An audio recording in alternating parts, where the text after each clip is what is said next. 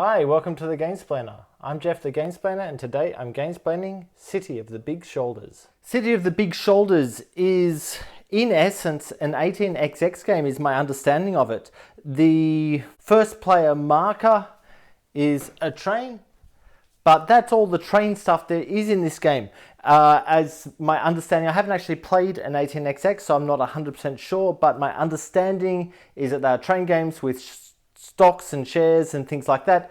This is a stock and share game that doesn't really have the trains, but I'm pretty sure the first player marker is just a nod to that. So in this game, you'll be buying companies, or at least buying 30% share in a company to start with. You'll be then selecting actions to take. So you start with two guys that can select the spots. The spots are here, here, here, here, here, and here to start with. Once you've selected the actions and taken all the actions, we then go to an operation phase, which is getting the stuff in for your company or your factory to create the products, and then selling the products and taking the shares of it. So let's run through the game in a little bit more specific light. This is how the game is set up.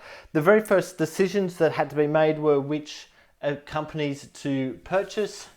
These are all the companies available. When you build a company, you put these black markers over the top of each of those. They are used to show that you have automated some stuff within the company.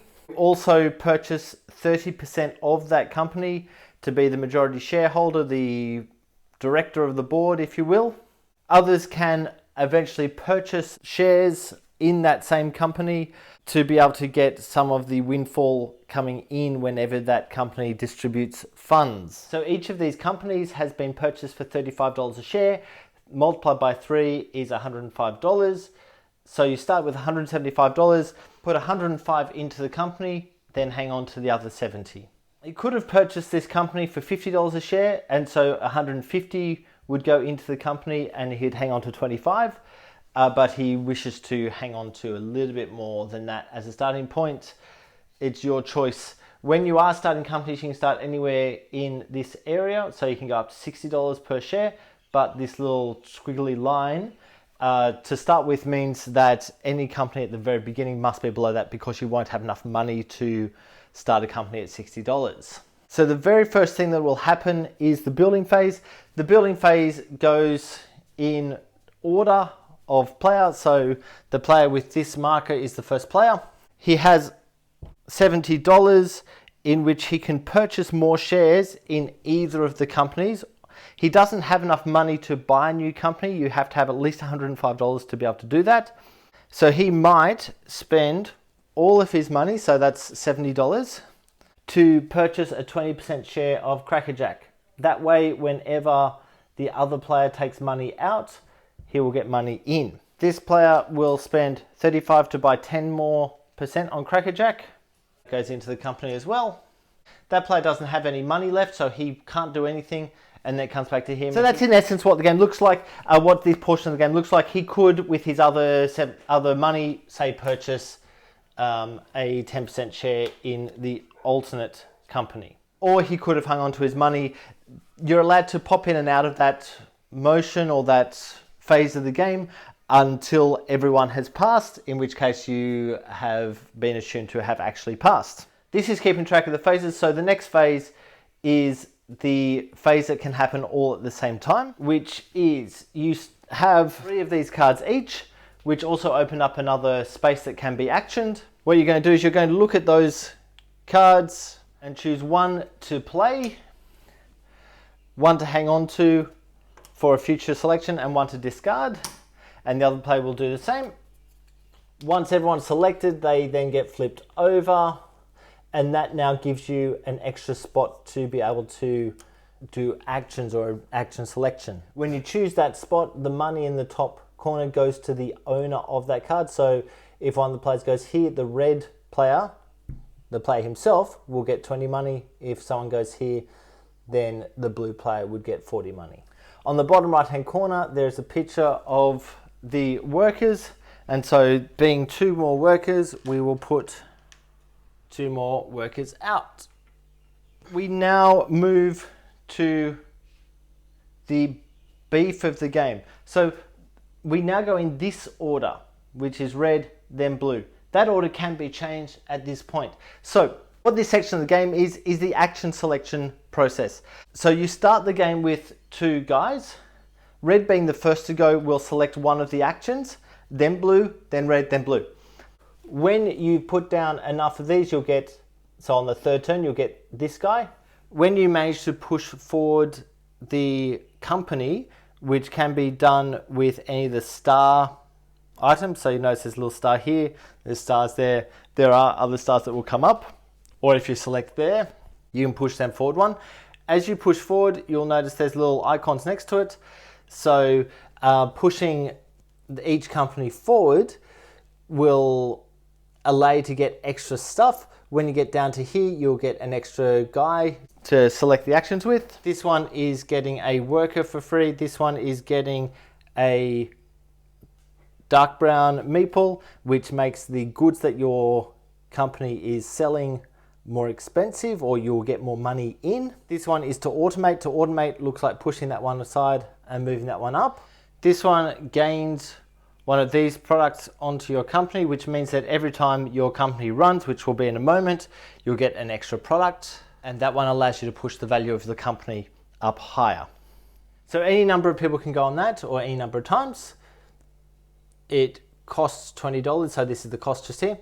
Here allows you to hire some people. So at the moment, you can hire these 2 guys for 30, those 4 for 40, or if that's totally clear, you can hire for $50 each. And it's then a matter of working out how many people do you want to hire to be able to make your factory work.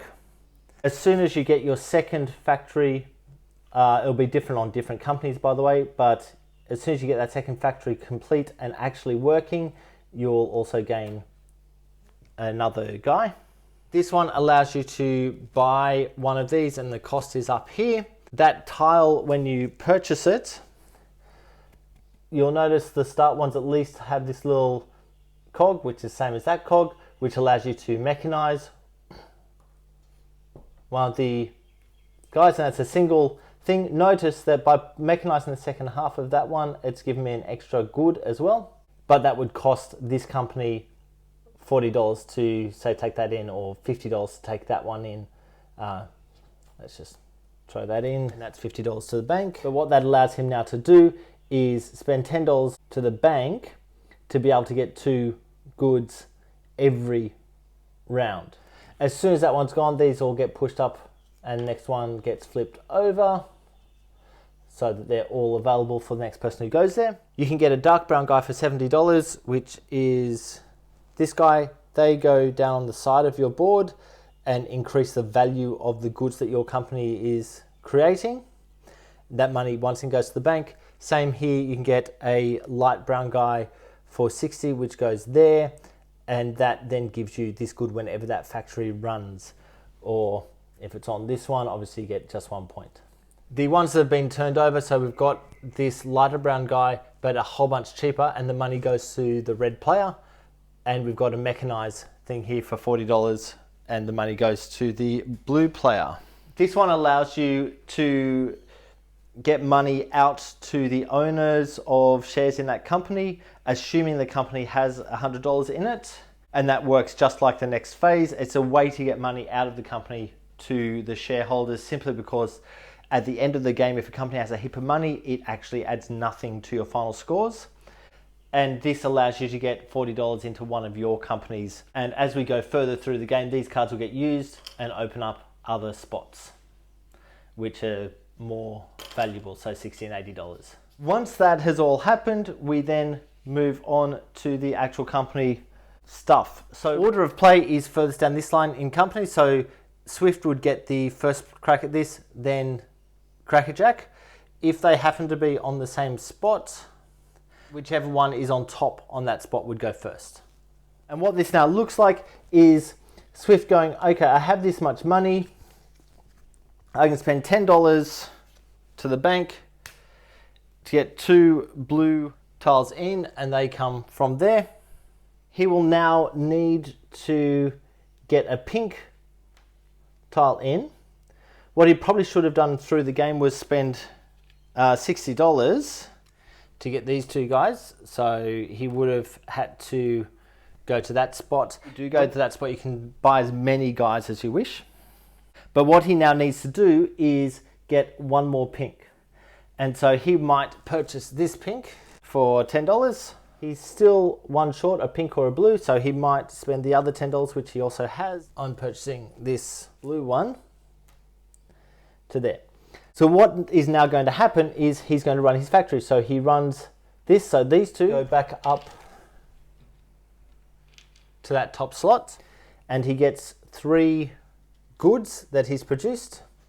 He then gets 1 more point and a good of his liking, and he needs a pink one, so he will pull the pink in. He can now run this second factory, which is put all 3 of those goods back up into Haymarket. That releases this third player. He gets 1 more good, and then he can sell these goods. So the spot you're selling to is the top right hand corner is a pig, so he's selling here.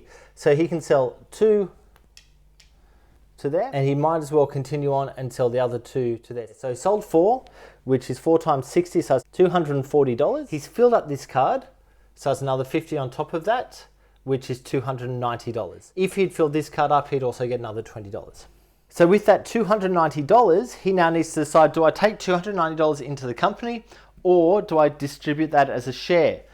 My instinct is to distribute it as a share, simply because if you don't distribute shares, the value of your company will drop by 1. So now we look and see who has shares. There's 30% here, there's 10% there, that's 40%. And this is the point in the game where it gets a little bit tricky, which means this company who owns 30% will be getting $87. This company that owns 10% will be getting $29. So that's a total of $116 that has paid out. Because that is more than double, this pushes that forward 2 lots. You can't get a triple until your value of your company is up to the 60. And the company itself also gets $174. We then go on and do exactly the same thing to the other company, of course it's further back. Once that's happened, we go a cleanup phase, and the cleanup phase looks like this, taking the last card from here and discarding it, pulling out a new one, taking the last token that's here and sending it back to the Haymarket, and then pulling all of these forward and pulling out from the bag a new set, which is 3 at the moment. As we get further through the game, the number of tiles or tokens in there will get larger. Any of these cards that have been filled up get removed. The one with the X on it at the beginning gets removed as well. These tiles move to the right, and going from top to bottom, we put in replacement tiles. This should have swapped hands at the end of the stock phase, but if it hadn't, then move it across and then get into the next round. The only other things to be aware of is at the end of the game, whoever has the most of each of these symbols will gain an extra $200. And I think that's everything. If you have any games that you would like to be gamesplained, please shoot me an email at thegamesplainer@gmail.com. Follow me on Instagram and Twitter at thegamesplainer to keep up to date with the games I'm playing. Subscribe to my videos to keep up to date with the games that I'm gamesplaining. And until next time, enjoy gaming.